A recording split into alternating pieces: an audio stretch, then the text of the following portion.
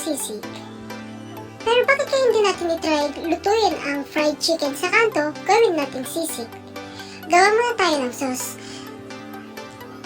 Sa paggawa ng sauce, kailangan mo ng sibuyas, ginger, green chili, red chili. Hiwain lang ito ng maliliit. O depende sa'yo kung gaano kaliliit yung gusto mo.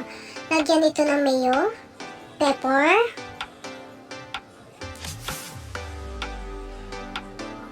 salt, liquid seasoning, at maraming kalamansi.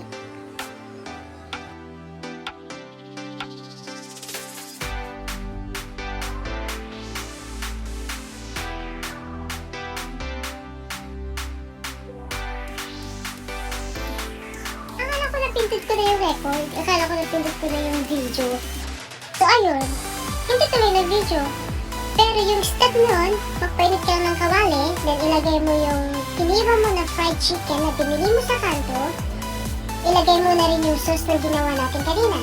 Then, lutuin mo lang. Lutuin mo lang ng ilang minuto. Pwede mo lagyan ng egg, pwede rin namang hindi. Depende sa'yo kung gusto mo ng sisig na may egg o walang egg. Yun lang. Thank you for watching!